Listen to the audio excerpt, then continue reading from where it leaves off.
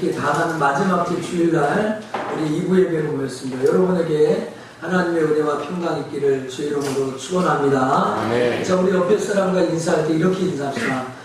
가정을 소중히 여깁시다. 시작. 가정을 소중히 여깁시다. 자, 한 번 더 인사할 때 가정은 하나님이 우리에게 주신 축복의 장소입니다. 시작. 가정은 하나님이 우리에게 주신 축복의 장소입니다. 네, 현대를 살아가는 사람들이 어느 누구든지 가시와 엉겅퀴 속에 살아갑니다. 정말 이 땅의 수고와 고난과 고생이 연속이고 땀 흘리지 않으면 먹을 수 없는 세대입니다. 그러면서 우리가 시간이 지나면 피곤하다, 지쳐있다, 또 마음이 불안하고 근심거리가 생기고 걱정거리가 생기기 마련입니다.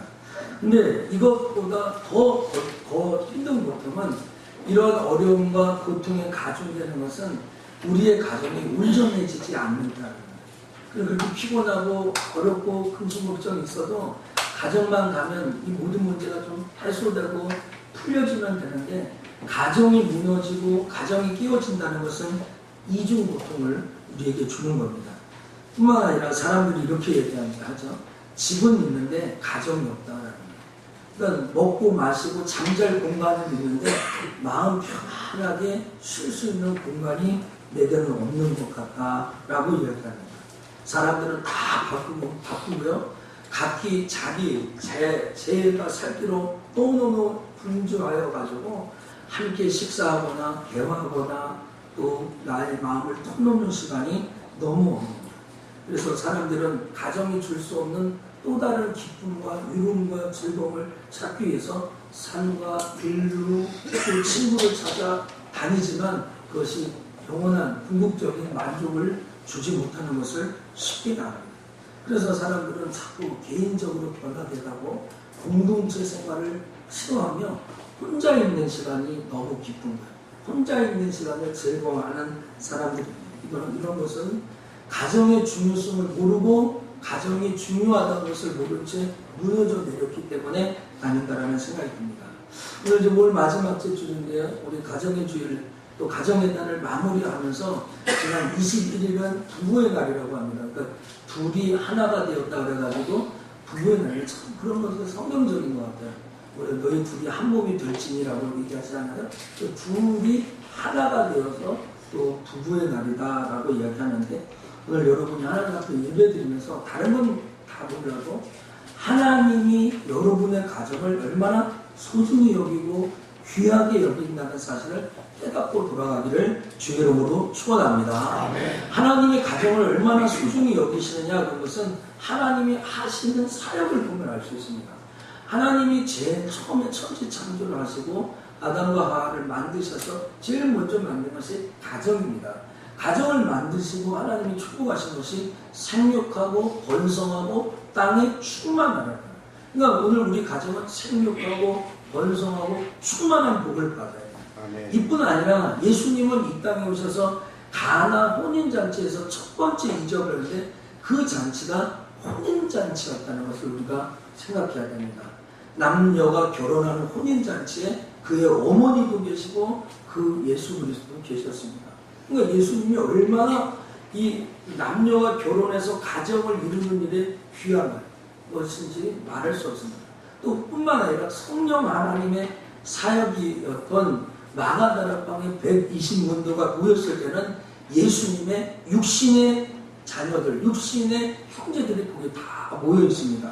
그의 모친 마리아, 동생 야고보, 요셉, 시몬, 또 이종사촌 야고보까지 그 자리에 있었습니다. 그뿐만 아니라 자기가 이 세상에서 믿음으로 양육하였던 많은 제자들까지도 그곳에 있었으니 성령 하나님의 첫 번째 공동체 사역은 육적인 예수님의 형제들과 또 영적인 형제들이 한 자리에 모인 곳에 성령이 임했다는 거예요. 이런 측면에서 볼 때 교회뿐만 아니라 가정은 하나님의 축복의 장소고 하나님이 역사하시는 공간이다. 하나님이 일하시는 곳이 가정이다라는 거예요. 그러면 교회가 하나님의 도우심을 받듯이 가정 또한 하나님의 도우심을 받지 않고 성령님의 인도하심을 받지 않으면 이 가정이 제대로 굴러가기가 어렵다는 거예요. 그래서 여러분 늘 하나님 앞에 이 가정생활을 잘 꾸려나가기 위하여서 구해야 할 것이 있는데 그것이 무엇인지 아십니까? 성령이 충만합니다. 성령의 충만함을 어떻게 표현할까요? 하나님이 함께 하신, 쫓아서 하나님이 함께 하신 우리 가정의 행복을 유지하고 우리의 가정의 평안을 요리하면 하나님이 함께 해주는데 그 성령 충만이다라는 거예요. 아주 비단 좋은 예로 에베소서 5장 18절에 술 취하지 말라 이는 방탕한 것이니 오직 성령의 충만함을 받으라고 하잖아요. 그럼 그 성령의 충만함의 결과가 5장 18절 이후에 나와 있을 거 아니에요? 에베소서 5장 18절 성령 충만 받아라 라는 이 말 다음에 그 성령 충만한 결과를 어떻게 설명합니까? 그것은 부부관계로 설명합니다. 어떻게 해요? 너희가 그리스도가 교회를 사랑한 것 같이 또 남편은 아내를 사랑하고 그리스도가 교회를 사랑하면 죽기까지 사랑하는 것처럼 내 아내를 사랑해야 하고 또 내 아내는 남편에게 복종해야 되는데 교회가 하나님에게 복종한 것처럼 그리스도가 복종한 것처럼 순종해라. 그거 아닙니까? 자녀와 부모의 관계를 가리면서 또 성령 충만을 설명할 때 부모는 자녀를 훈육하고 양육하고 자녀는 부모에게 순종하고 복종해야 될 것을 성령 충만한 결과로 이해합니다. 그러므로 오늘 우리는 성령 충만함을 통해서 이 가정을 하나님 앞에 온전히 행복한 공동체로 이끌어야 된다는 거죠. 여러분의 가정이 정말 믿음의 가정, 생동감 있고 운동력 있는 가정으로 삼고 싶습니까? 그러면 오늘 하나님 앞에 성령의 충만을 달라고 기도하십시오. 제가 생각해보니까 가정을 신방하고 성도들을 만나면 목사님 우리 가정 사업이 잘 되게 해주세요. 우리 자녀들이 잘 공부 잘하게 해주세요. 또 하나님 앞에 정말 이 가정이 건강하게 해달라고 그렇게 기도하는데 하나님 정말 우리 목사님 우리 가정이 성령 충만한 가정 되게 해달라고 기도 부탁하는 사람은 아무 사람도 보지 못한다. 여러분 하나님 도와주시지 않으면 이 가정 무너집니다. 시편 127편은 무엇입니까? 하나님이 집을 세우지 않으면 여호와께서 집을 세우지 않으면 세우는 자의 수고가 헛되고 여호와께서 성을 지키시지 않으면 파수꾼의 경성함이 허사롭다는 거예요. 하나님이 도와주시면 안 된다는 거예요. 여러분 오늘 여러분이 아무리 좋은 지적 수준과 물질적인 권세를 가지고 있어도 자녀들을 올바로 키우기 위해서는 하나님의 도우심이 있어야 됩니다. 여러분 우리 모두 다 자녀가 잘 되기를 원하지 않습니까? 믿음을 양육시키고 믿음을 전수해주는 것이 그게 그렇게 쉽냐고요. 아이들이 잘 먹고 잘 살게 만들어주는 게 하는 것이 그렇게 쉬운 일이냐고요. 그렇지 않은 것을 우리 너무 잘 알 수 있습니다. 사도행전 10장에 보면 고넬료라는 한 사람이 나오는데 이 고넬료라는 이 사람은 자기뿐만 아니라 온 가족이 하나님을 경외하는 가정이고 모든 유대인들에게도 칭찬받는 가정이다라고 이야기합니다. 오늘 저는 이 고넬료와 같이 오늘 본문에서 가장 모범적이고 모델이 되는 가정을 한 가정을 소개하려고 합니다. 그 가정이 빌레몬의 가정입니다. 한번 쫓아갑시다. 빌레몬.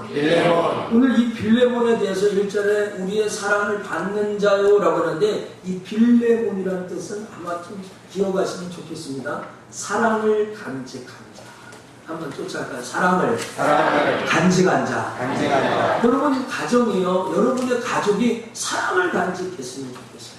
사랑을 간직한 하나님의 사랑을 부모의 사랑을 늘 간직하는 사람. 그러니까 이 빌레몬이라는 가정의 뜻은 사랑을 간직한 자라는 것입니다. 오늘 이 사랑을 이 간직한 이 가정은 오늘 왜 본문에 등장했냐면 야 우리 좀 가정을 잘 살아라 이 가정을 온전하게 좀 축복해 살아라 이런 교훈으로 오늘 본문에 등장한 게 아니라 오네시모라는 종이 있었는데 이 종이 해방을 원합니다. 해방. 자유를 원합니다. 그래서 이 빌레몬이라는 너희 가정에서 일하던 이 오네시모가 그 노예였는데 그 주인이 빌레몬이었는데 뭔가 결정적인 잘못을 했어요. 뭔가 뭘 훔쳤는지 뭘 다 갖고 도망을 갔어요. 그래가지고 사람들에게 잡혀가지고 옥살이를 하고 있는 거예요. 그 노예인 오네시모를 풀어주기 위해서 사실 이 빌레몬서를 쓴 거거든요. 그래서 바울은 이렇게 합니다. 그는 나의 동무다. 너희가 나를 영접하게 하는 것처럼 그의 오네시모에게도 좀 영접을 해줘라. 내가 만약에 오네시모가 불의를 했다면 내가 다 계산해서 너에게 줄 테니까 이 오네시모를 좀 종으로 받지 말고 좀 용서를 해줘라. 그것 때문에 오늘 이 빌레몬서를 기록한 거예요. 여러분요, 이게 참 말하기 어려운 부탁이에요. 여러분, 이게 좀 부탁하기 어려운 거예요. 좀 애매한 어려운 부탁 있잖아요. 무슨 취직 자리라든지 일자리를 구한다든지 또 돈 부탁을 한다든지 이 정도 부탁이 아니라 이것도 훨씬 더 어려운 거예요. 주후 1세기 때 이 본문에 나오는 이 빌레몬이 활동하는 이 시대는 종은 사람 목숨이 아니었어요. 종은 노예였어요. 아니, 종은 짐승과 같았어요. 그래서 그때 관습에 따르면 다른 사람의 허락 없이 맹수에 밥을 줘도 되고 처형을 시켜줘도 그게 뭐 형법에 어긋나는 일이 아니라는 것입니다. 그런데 이 오네시모라는 이 주인에게, 이 빌레몬이라는 이 사람에게 어떤 일이 일어나는지 몰라도 용서해 주려는 거예요. 오늘 이 오네시모가 아마 옥중에서 바울에게 복음을 듣고 전도를 받은 것 같아요. 그래서 바울의 믿음의 아들이 되었고 바울을 잘 섬기는 구원받은 백성으로 살았다는 거예요. 그렇다 할지라도 믿음이 생겼다고 교회에 오고 신앙생활을 했다 할지라도 하나님 앞에 그걸 다 용서해주고 노예로 살지 않고 동역자로 살게 하는 것은 과한 부탁이에요. 어려운 부탁이에요. 힘든 부탁이고요. 오늘 그런데 이 빌레몬 가정에게, 이 빌레몬서에게 이것을 써서 얘기하는 것은 보통 일이 아니에요. 여러분 한번 생각해 보세요. 누구나 할 수 있는 일이라면 바울이 편지까지 쓸 필요가 있겠어요? 누구든지 할 수 있는 일, 평범하고 평이하고 보편적인 사람들의 가정이었다면 바울이 편지까지 쓸 필요가 없다는 거예요. 그 당시의 사회상은 오네시모에게 이 편지를 써서 보내줘도 살릴까 죽을까 알 수 없는 시절이에요. 오늘 이 성령 충만한 이 빌레몬의 가정, 어쩌면 우리 석천교회 성도들에게 모델로 설계하고 싶은 이 가정이잖아요. 이 가정이 어떤 가정이었길래 오늘 이런 부탁을 받았습니다. 그런 가정인가 한번 생각해 보면서 세 가지 여러분 마음속에 새기는 은혜가 있기를 주 이름으로 축원합니다. 아멘. 제일 첫 번째 우리의 모델이 된 가정은요, 십자가의 능력이 있는 가정이었어요. 십자가의 능력이 있는 가정. 앞서서 말하겠던 이 노예인 오네시모를 자기가 바울과 함께 지냈다 할지라도 그를 용서해 주려는 것은 이거 엄청나는 거예요. 그 사람의 재산이거든요. 그 사람의 상당한 물건입니다. 근데 그거를 종으로 살지 말고 풀어주라고 하는 것은 물질적으로 큰 손해를 보라는 거나 마찬가지입니다. 여러분 요사이에 어느 누가 돈 손해 보려고 해요? 어느 누구나 물질적인 손해를 보면서까지 하려고 해요. 오늘 그때 당시에 가장 큰 재산은 노예예요. 그 집에 노예가 몇 명 있느냐예요. 그런데 바울이 얼마 동안 보지도 못했던 이 바울이 빌레몬에게 소식을 듣고 오네시모를 용서해줘라, 이 말은 이해할 수가 없는 이야기예요. 받아들이기가 어려운 이야기입니다. 가끔 우리들은 감정적으로 서운한 말 한마디를 들어도 지나가면 또 생각이 나잖아요. 그렇죠? 야, 서운한 말을 들어도 참 생각이 나요. 그리고 또 다시 돌이키면 또 생각이 나고. 그래서 오늘 뒤끝이 사람이 없다면 맞아, 다 뒤끝이 있는 거예요. 목사님들도 그렇고요. 아무리 믿음이 좋아도 다 그렇고요. 그런데 이 돈으로 환산할 수 있는 이 종을 내놓으라고요? 그리고 그 사람을 종이 아닌 동역자로 살라고요? 이건 말도 안 되는 거예요. 오늘 여러분 정말로 이제 식객이나 손님도 아닌 같은 급으로 살아가라는 걸 이해가 안 되는 거예요. 골로새서 4장 7절부터 9절에 보면 이렇게 얘기합니다. 바울이 두기고가 내 사정을 다 너희에게 알게 하느니 그는 사랑을 받는 형제요 신실할 일꾼이요 주 안에서 함께 된 종이라 내가 저를 특별히 너희에게 보낸 것은 너희로 우리의 사정을 알게 하고 너희의 마음을 이루게 하려 함이라. 신실하고 사랑을 받는 형제 오네시모를 함께 보내리니 그는 너희에게 온 사람이라. 저희가 여기 일을 다 너희에게 알게 하리라. 이제 종 신분도 아니고 동역자 신분도 아니고 바울의 형편과 처지를 가장 잘 알려줄 사람입니다. 그게 오네시모라는 거예요. 얼마나 그의 신분을 격상시킵니까? 여러분, 이 바울은요, 빌레몬에게 오네시모를 이제 종이 아니라 높은 사람은 자기의 형제요 지체로 받아들이려는 거예요. 여러분, 이 말씀 정말 놀라운 말씀입니다. 자에게 막대한 손해를 끼치고 자기의 재산을 갖고 도망을 바쳤어요. 그것도 종이 신분을 가진 사람이. 근데 그가 다시 돌아오면서 돌아올 때 종이 아니라 동역자로 품어주라는 거예요. 여러분, 절대 그럴 수 없어요. 여러분, 이것은 하나님의 섭리가 아니고 예수 그리스도의 십자가의 사랑이 아니면 이해할 수 없는 거예요. 여러분, 오늘 여러분 마음속에 형제를 어느 정도 용서해 주세요. 결혼 생활하면서 남편한테 서운한 거 아직도 가슴에 안고 있죠. 또 아내에게 이렇게 좀 서운한 거 마음에 있죠. 자식들에게 따라주지 못한 거 정죄한 거 마음에 있죠. 여러분이 자녀로서 부모에게 상처받은 거 아직도 갖고 있죠. 사람의 감정으로는 해결이 안 돼요. 사람의 감정으로 이게 땅에 묻을 수가 없는 일이에요. 오늘 이 오네시모는 용서받을 수 없는 사람인데 용서해 주려는 거예요. 오늘 여러분에게 십자가의 은혜와 그 사랑만 있는 사람만이 그 앞에 나아갈 수 있는 줄 믿습니다. 아멘. 오늘 빌레몬서 1장 2절에 내 집에 있는 교회라고 얘기하는 거예요. 빌레몬에게 이제는 오네시모 한 명 용서해 주는 거 알죠? 한 명 용서해 주는 줄 알죠? 그게 아니에요. 빌레몬을 가리켜 바울은 내 집에 있는 교회라고 했어요. 그러니까 그 사람 집에 종이 한두 명이 아니었어요. 그 많은 그리스도를 믿는 종들인데 그게 너희 지체라는 거야. 너 종 아니라는 거예요. 너 종이야. 너 다 자유해야 된다라고 이야기하는 거야. 어떻게 받아들일 수 있어요? 오늘 여러분 누가 예수 믿는다고 해서 여러분의 전 재산을 다 줄 수 있어요? 여러분의 사업장까지 내줄 수 있어요? 여러분 여기 A라는 정부의 장사가 잘 되는데 옆에 사람이 예수 믿고 돌아온다고 해서 여러분 재산을 다 내놓고 그 사람에게 줄 수 있는 멍텅구리가 어디 있어요? 그런 사람이 없습니다. 그런데 오늘 이 사람은 믿음의 삶이 십자가의 복음을 경험하는, 오늘 십자가는 무엇입니까? 화해와 용서 아닙니까? 오늘 예수 십자가 앞에 우리가 용서받지 못한 사람이 어디 있습니까? 저 지옥에 가서 죽어야 되는 우리들을 예수님 십자가로 구원받았다는 것이 기독교의 가장 주된 교리입니다. 그렇다면 오늘 그 십자가의 은혜가 아니면 아내를 용서 못하는 거예요. 아내를 품어줄 수 없는 거예요. 얼마나 아내를 사랑할 수 있어요? 여러분 20대, 30대에 불같이 뜨겁게 했던 그 사랑은 금방 말초신경을 자극하는 사랑은 쉽게 사라지는 거예요.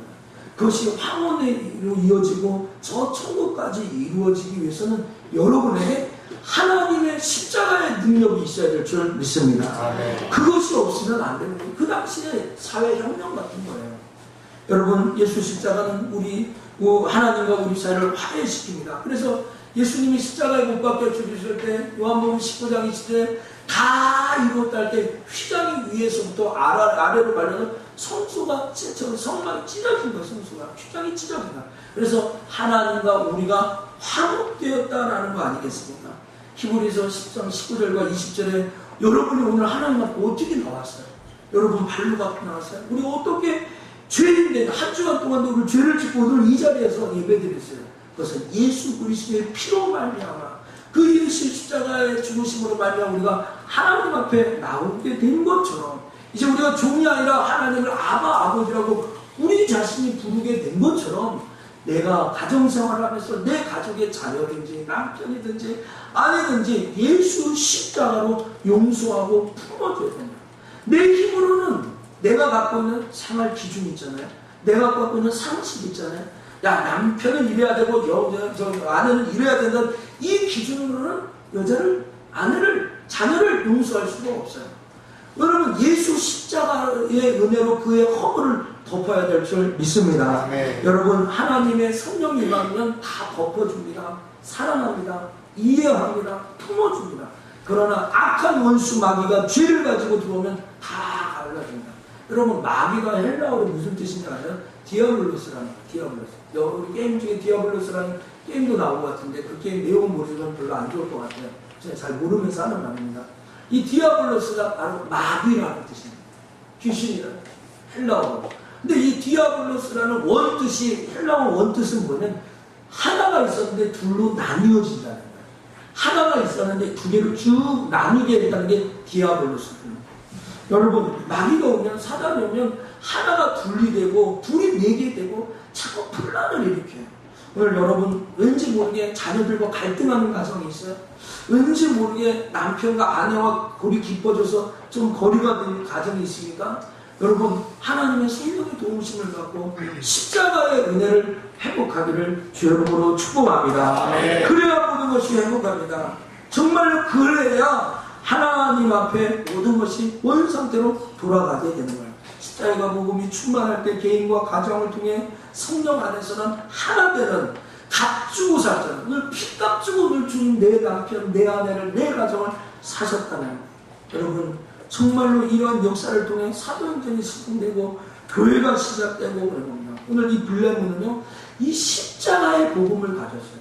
십자가를 때문에 오늘 교회 와서요 여러분 현실적으로 눈에 보이는 것으로 판단하지 마시고 십자가의 은혜와 복음을 가지고 교회를 듣고 말씀을 듣고 예배를 들고 봉사하는 사람들에게 새로움이 느껴지는 거예요. 여러분 오늘 시몬은 빌레몬에게 아무런 도움이 되지 않습니다.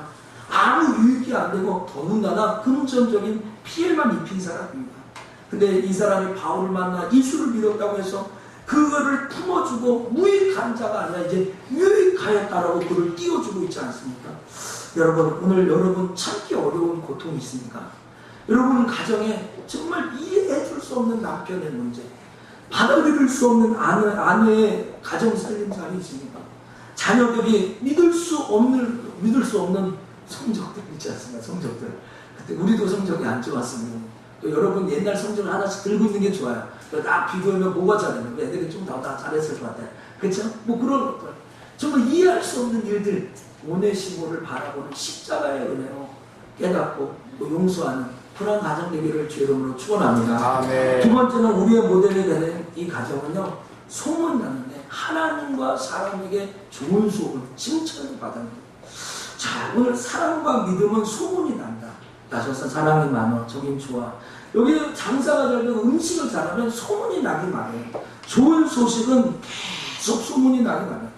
자, 우리 4절부터 6절까지 한번 읽어볼까요? 내가 시작. 내가 항상 내 하나님께 감사하고 기도할 때 은혜를 말하면 주 예수와 네 모든 성도에 대한 내 사랑과 믿음이 있음을 들음이니 이로써 내 믿음의 교제가 우리 가운데 있는 선을 알게 하고 그리스도에 미치도록 역사하느니라. 여기 보면 내 사랑과 믿음이 있음을 들음이니 그러잖아요. 그 다음에 믿음의 교제가 우리 가운데 선을 알게 하고 그리스도께 미치도록 역사한다 라고 하잖아요. 그러니까 오늘 바울이 가만히 빌레몬 가정을 보니까 그 가정의 소식이 들려주는데 그 가정을 많은 사람이 칭찬하는데 하나님도 칭찬해요. 사람들도 칭찬한다는 거예요. 그것이 바울의 기쁨과 큰 위로가 되었다는 거예요. 오늘 저는 여러분을 축복하고 싶습니다. 여러분의 자녀들이 하나님과 사람에게 다 칭찬받는 자녀가 되기를 주 이름으로 축원합니다. 아멘. 앞에서 말씀드렸던 이 고넬료는 정통 유대인이 아니었잖아요. 근데 이 유대인이 아니었던 이 고넬료는 하나님과 사람들에게 다 인정받았어요. 그 자기뿐만 아니라 자기 자녀들도 다 그렇게 칭찬받고 인정받았어요.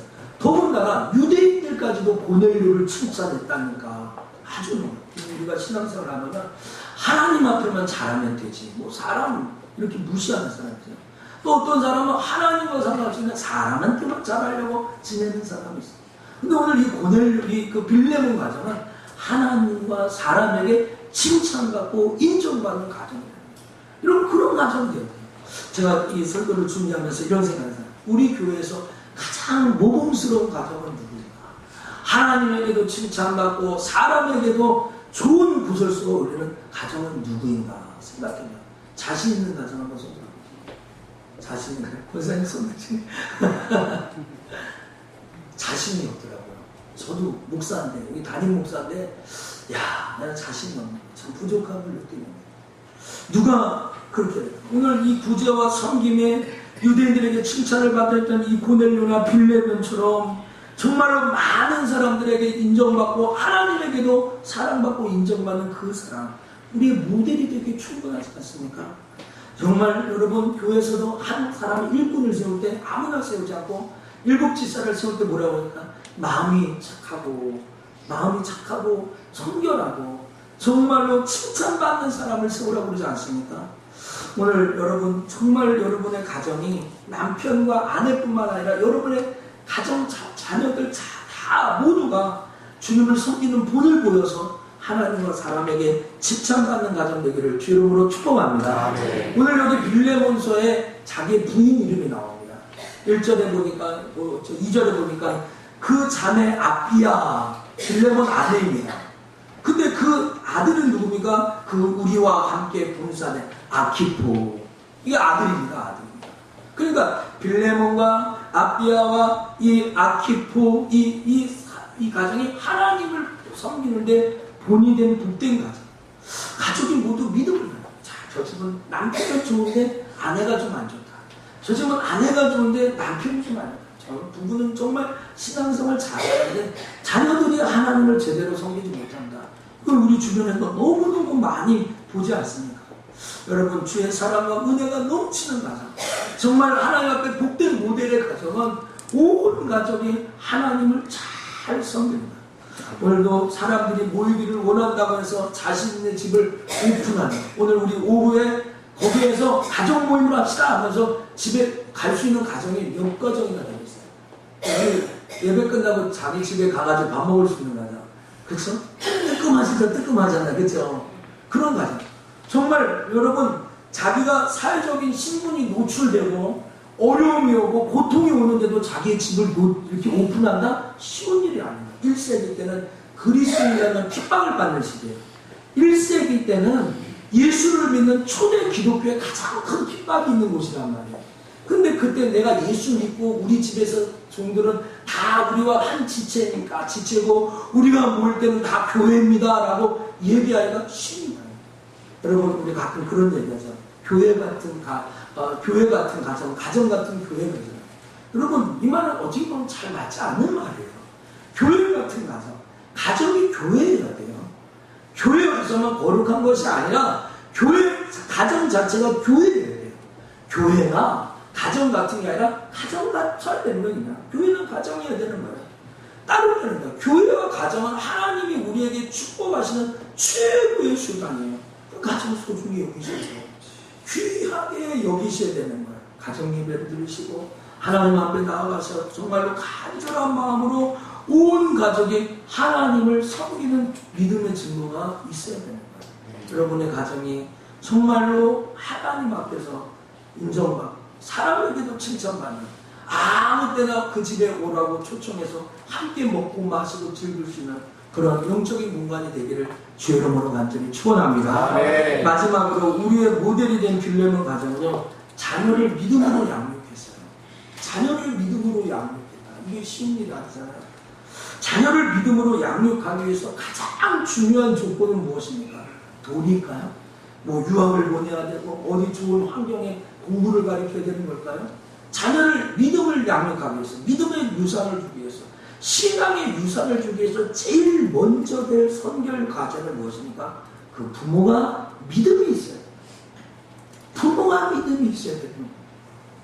자녀를 믿음으로 양육하고 신앙으로 훈련시키기 위해서는 부모가 믿음이 있어야 돼요. 저는 이거 많이 봅니다. 그 믿음에 합당한 본을 보이는 부모 밑에 믿음의 자녀가 생산됩니다. 우리 주변에 많은 그리스도인 가정들이 자녀들이 믿음의 사람으로 키워내지 못하는 걸 봅니다. 그거 왜 그런지 아십니까? 그리스도인의 가정을 꾸리면 믿음의 본을 보이지 않아도 얘가 그리스도인이 된다고 생각해요. 그것이 잘못됐다는 것은 엄마 아버지 밑에서 주일학교는 열심히 다녔는데 그 아이가 군대 가면 교회 안 갑니다. 저 군종병을 했잖아요. 그래서 교회 가면 장로님 아들 아니냐, 목사 아들 아니냐 라고 했더니 나는 지금 휴가 중이라고. 휴가. 이거 국가에서 무슨 휴가냐? 난 신앙 휴가 중이다. 휴가 시간. 그 장로님 집안에서 가면 근데 애가 휴가 나가면 교회 가야 되니까 여기 있는 게 더 좋소 하는 애들도 많습니다. 저 군종병 시대.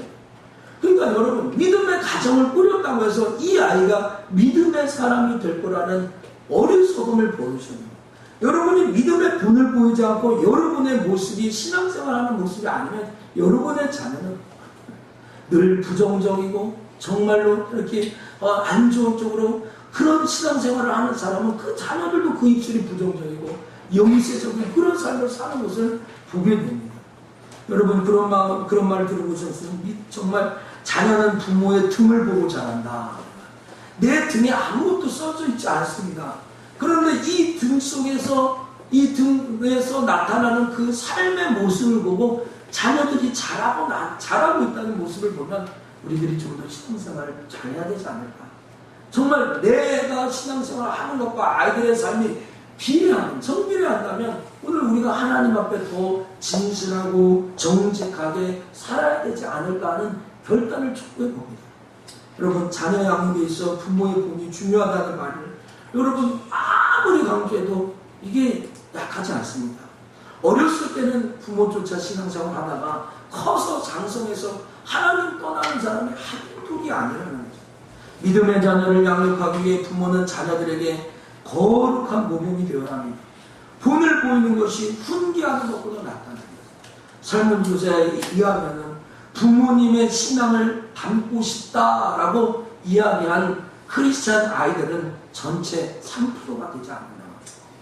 전체 우리 엄마 아빠의 신앙을 본받고 싶습니다 라고 이야기하는 아이는 전체 3%가 되지 않는다. 바울 로마서 2장 21절에 그러면 다른 사람을 가르치는 내가 내 자신을 가르치지 아니하느냐? 도둑질 말라 반포하는 내가 도둑질 아느냐라고 얘기합니다. 여러분, 오늘 다른 사람은 그렇게 하지 말라고 하면서 자기는 그렇게 하는 거예요. 말이라는 행동의 신앙으로 자녀들에게 권위 있는 부모가 될 때 주님께서 맡긴 자녀들을 하나님 마음에 합한 자녀로 양육할 수 있는 줄 믿습니다. 빌립보서 1장 7절에 형제여 성도들의 마음이 너로 말미암아 평안함을 얻었으니 내가 너의 사랑으로 많은 기쁨과 위로를 얻었노라 라고 하잖아요. 빌립보는 입으로만 주여 주여 한 것이 아니라 자신의 삶을 통하여서 인간관계를 통해서 사람들에게 하나님에게 위로와 기쁨과 평안을 줄 줄 아는 사람이에요. 오늘 여러분의 삶을 통해 다른 사람에게 위로를 주고 기쁨을 주고 오늘 정말 안정감 있는 영향력을 주면 여러분의 자녀들이 신앙을 이렇게 하는 거구나, 믿음 생활을 이렇게 하는 거구나, 예배는 이렇게 드리는구나 하고 깨닫는 거예요. 사랑하는 속천의 성도 여러분, 이제 말씀을 정리하겠습니다. 5월은 가정에 따릅니다. 교회 여기에 따르면 성령 강림주일이 5월달에 있습니다. 오늘 그리스도의 가정과 성령의 충만함을 뗄래야 뗄 수가 없습니다. 하나님과의 거리가 멀어지면 멀어질수록 이 아이들과의 관계도 멀어진다는 것을 여러분은 아셔야 됩니다. 하나님의 은혜로 아이들을 바라보지 않으면 아이들을 사랑하는 거라고. 100점 맞추는 것도 하고 어느 정도죠. 그렇죠? 수능 시험에 상위 3% 드는 것도 어느 정도죠. 여러분 아셔야 됩니다.